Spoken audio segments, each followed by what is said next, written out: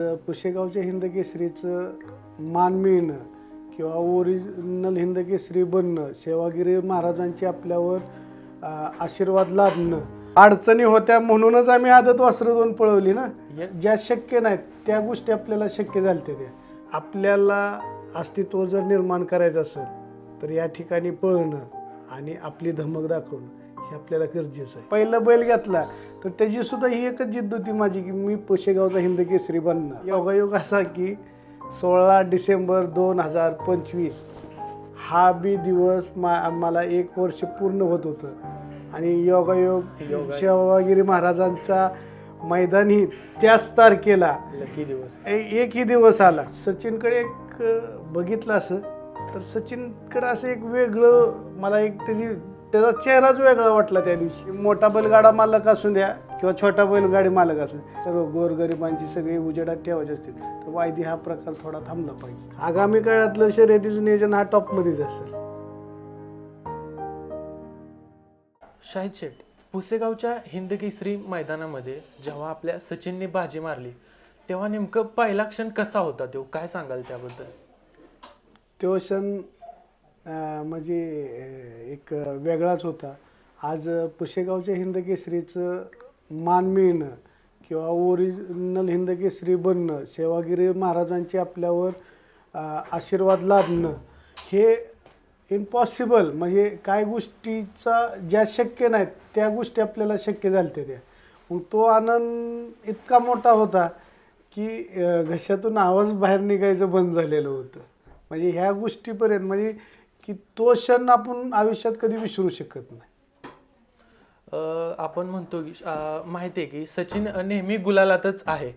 तर ज्यावेळेस पुसेगाव हिंदकेसरी मैदानामध्ये तुम्ही सचिनला घेऊन पाऊल टाकलं तेव्हा एकदम मनामध्ये काय वाटलं की आपण जिंकू शकतो की नाही? एक मनामध्ये असतीच ना भीती, तर त्या वेळचा क्षण काय होता तुमचा? आता ह्या पार्श्वभूमीवर सांगायचं म्हणलं तर ज्यावेळेस आम्ही बरेडचं मैदान केलं, बरेडच्या मैदानाला आपले अभिजित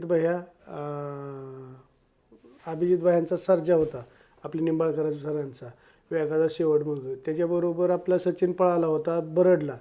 त्या ठिकाणी आपण 1 नंबर केला होता आणि 1 नंबर केलेला, आदतमध्ये 1 नंबर केलेला थोडं कॉन्फिडन्स असतोच. आणि त्याच्या अगोदर बी आपण 4-5 मैदान पळलो होतो, 2-3 नंबरचे. आपले जीवनाप्पा देडगे असतील त्यांचा भारत होता, विठ्ठल नाना बुतकरांचा तेजा होता. म्हणजे ह्या बैलांबरोबर पळालेलो आपण. आणि जशी आपण खरेदी केली ती सचिनची त्या दिवसापासून सचिन हा गुलालात राहिलेला आहे आणि ते वाटत होतं गुलालात, परंतु ते कसं शेवटी आदतमध्ये पळालेलं होतं.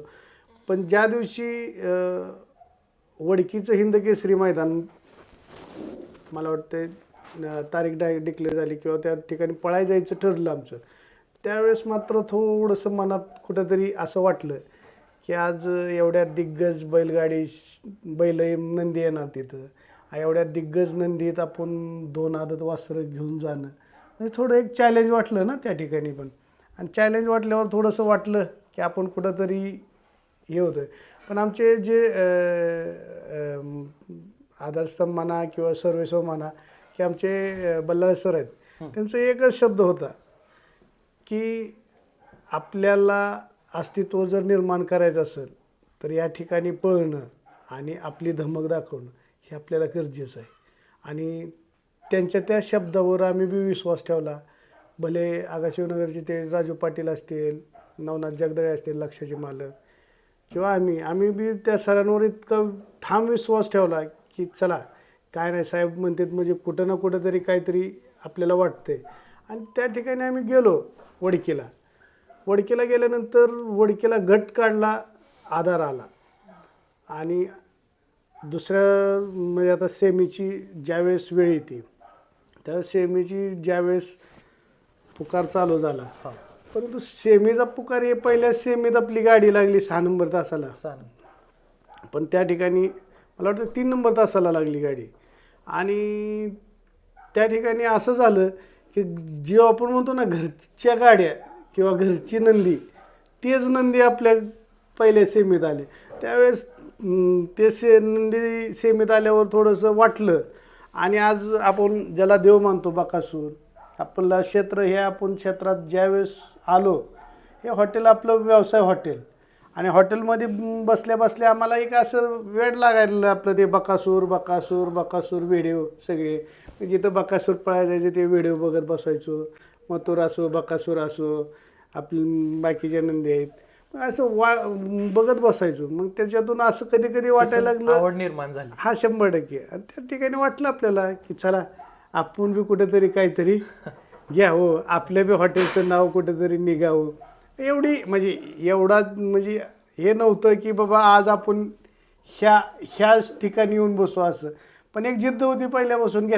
पहिलं बैल घेतला तर त्याची सुद्धा ही एकच जिद्द होती माझी की मी पुशेगावचा हिंद केसरी बनणार. पहिला बैल कोणता घेतला तुम्ही? मी पहिला बैल घेतला तेजा. 15 डिसेंबर 2024ला त्या मुंबईच्या शेटचा एक बैल घेतलेला, दुसरा होता माझा तो. त्यांना मी ॲडव्हान्स टाकला आणि 16 डिसेंबर 2024ला माझ्या घरी बैल आलता तो. आणि मला योगायोग असा की 16 डिसेंबर 2025 हा बी दिवस मला 1 वर्ष पूर्ण होत होतं. आणि योगायोग सेवागिरी महाराजांचा मैदानी त्याच तारखेला लकी दिवस एकही दिवस आला. आणि असं एक मला वाटतं मी 2:30 वाजता उठलो होतो रात्री.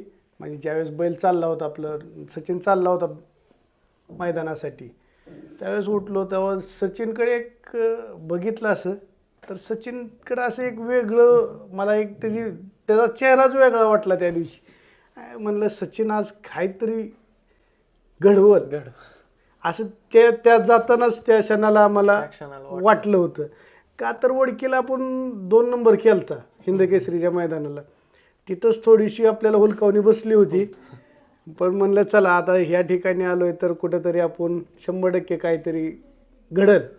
सचिनला तुम्ही खरेदी कधी केलं? सचिनला 2 महिने झाले. आता ह्या 26 तारखेला 2 महिने झाले. 2 महिने झाले. हा 2 महिने. मला एक अजून एक प्रश्न विचारायचा होता असा की सचिन हे नाव तुम्ही आधीपासूनच होतं का खरेदी केल्यानंतर ठेवलं? हा सचिन हे पहिल्या मालकाचं मुलाचं नाव आहे. आणि त्यांचं एकच म्हणणं होतं की त्यांनी आपल्याला ज्यावेळेस खरेदी केला त्यावेळेस त्यांनी म्हणले आपल्याला की बैलाचं नाव तुम्हाला चेंज करायचं असेल तरी करा. आणि ते बाईटमध्ये बोललेत असं बी नाही. पण त्या ठिकाणी मी बाईटमध्येच बोललो होतो. आपले धनुपी साहेब होते त्यांच्याच बाईटमध्ये बोललो आहे की तुमचं काय ना आमचं काय. आज तुम्ही इतकं मोठमोठ्या मन करून आम्हाला तुमचं वासरू विकत दिलंय तर आम्ही बी तुमचं कुठेतरी त्या गोष्टीची जाण ठेवणारी माणसं आहे. आणि आम्हाला बी असं वाटलं की तुमचा सचिन तेंडुलकर एक दिवशी आम्ही बनवू. आणि त्यांना तो रिझल्ट आम्ही लवकरच सचिन तेंडुलकर बनवून दिला. सचिनची रोजची दिनचर्या काय आहे? काळजी, आहार, सराव? सचिनचा आहाराचं आपण म्हणतो आमची मुलं आहेत सगळे करतात. आम्ही बी आवडीनं आत्तापर्यंत आम्हाला बी म्हणजे हा छंद आमच्या कधी ह्याच्यात नव्हता. परंतु ह्या 1 वर्षात आम्हाला इतका छंद लागला की ज्यावेळेस मी सुरुवातीचा नंदी घेतला होता तो नंदी मी 2 महिने माझ्या मित्राच्या घरी ठेवला होता. का तर त्या गोष्टीची आमच्या घरात थोडीशी पहिल्यापासूनच थोडीशी हे होती. म्हणजे आमच्या वडिलांना देशी गाईचा पहिल्यापासून छंद.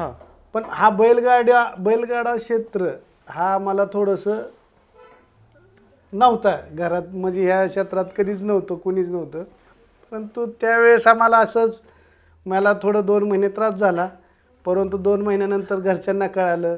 आणि ज्यावेळेस बैल आपली पळायला लागली बैलांना आपले आहेत असं कळालं घरच्यांना त्यावेळेस मला घरच्यांनी स्वतःहून सांगितलं आता बैल आपले आहे तिथं राहण घरी समोर.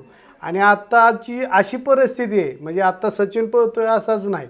सचिनच्या अगोदर देवा असेल माझा एक आदत चिके आहे गुरु आहे नामांकित बैलात पळालेत ती. पण ते ज्यावेळेस पळत होते त्यावेळेस असं घरच्यांनी आता अशी माझी अवस्था झाली की मी 10% आणि घरची 90%. सगळं उलट झालंय. आणि आता हिंद केसरी विजेते म्हणून शाहिदभाई आपल्याकडे आणि सचिनकडे लोक पाहतात. तर या विजयामागचं लोकांनी न पाहिलेला संघर्ष काय आहे तुमच्यासाठी? काय सांगाल तुम्ही लोकांना? आता न पाहिल्याला संघर्ष म्हणण्यापेक्षा ह्या गोष्टी मागे बी खूप साऱ्या अडचणी असतात. अडचणी होत्या म्हणूनच आम्ही आदत वासरं 2 पळवली ना. यश सगळीच बघतात, त्यामुळे संघर्ष हा, माहित नसतो मग लोकांना. त्यावेळेस आम्हाला पहिल्याला खूप अडचणी येत होत्या. सुरुवातीला बैल आणला त्यावेळेस मी काय लोकांना म्हणलं, अरे अख्खं बक्षीस घे, तो म्हणजे तुमच्या नंदी बरोबर पळू आपण, अख्खं बक्षीस घ्या तुम्ही, अख्खं बक्षीस तुम्हीच घ्या, काय होतील ती तुमची येण्या जाण्याची वाट खर्ची देतो. परंतु लोकांनी येण्या जाण्याच्या वाट खर्चीत कुठंतरी वायदीचा विषय काढायचे, बरं येण्या जाण्याचा खर्च टाका म्हणायचे, आकडा सांगायचे काहीतरी. अरे म्हणजे थोडंसं त्या बी गोष्टीत वाटत होतं. आणि अशा काही गोष्टी असतात, म्हणजे मोठा बैलगाडा मालक असू द्या किंवा छोटा बैलगाडी मालक असू द्या, सर्वांनीच हा वायदे हा प्रकार जर आपल्याला नंदी जर ह्याच्यात म्हणजे हे ठेवायचे असतील, सर्व गोरगरिबांची सगळी उजेडात ठेवायचे असतील, तर वायदे हा प्रकार थोडा थांबला पाहिजे 100%.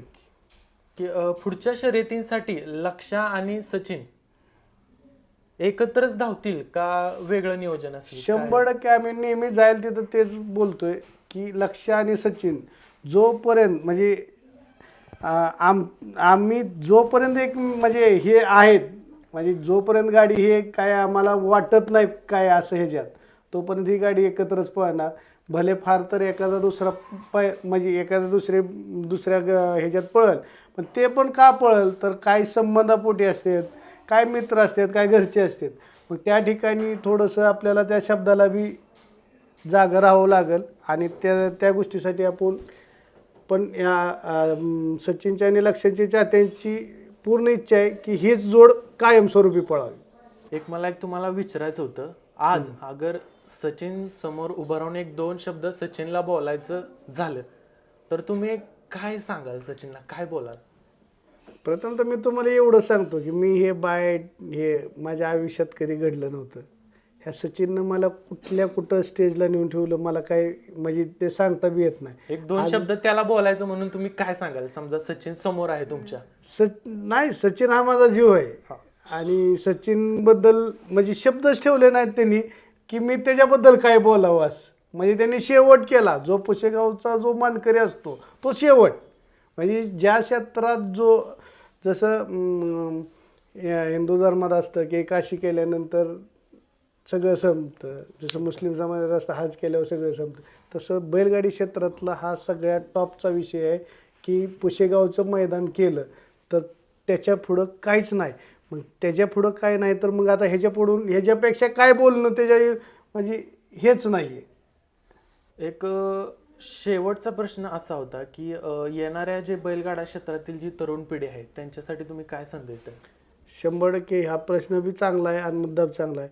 आपण बैल पळतेत, लोकांचा बैल पळलेला दिसतो, सगळं झालं, पण त्याच्या मागचे कारणं, त्याच्या मागचे काय म्हणजे त्यांची बाकीच्या गोष्टी ह्याच्यावर बी बरंचसं असतं. पण मी एक आवर्जून सांगतो की नवीन बैलगाड्या मालकाला, यंग पिढींना, की बाकी सगळं करा परंतु आपला व्यवसाय, आपल्या सगळ्या गोष्टी 100% बघा, आपलं सगळं जिथल्या तिथं ठेवा आणि त्यातून एक 10% फक्त वेळ ह्या बैलगाडी क्षेत्रासाठी द्या. आणि आपलं आयुष्य फक्त सगळ्या मार्गानं बैलगाडी क्षेत्र असा द्वैत आहे, म्हणजे जेवढा चांगला आहे तेवढा वाईट पण आहे. तर थोडंसं यंग पिढीनं त्याचा बी अभ्यास करून ह्यात प्रवेश करावा. आगामी काळातील शर्यतींचं नियोजन कसं असेल तुमचं? आगामी काळातलं शर्यतीचं नियोजन हा टॉपमध्येच असेल आणि सचिन तुम्हाला चांगल्या ह्याच्यात लवकरच दिसेल.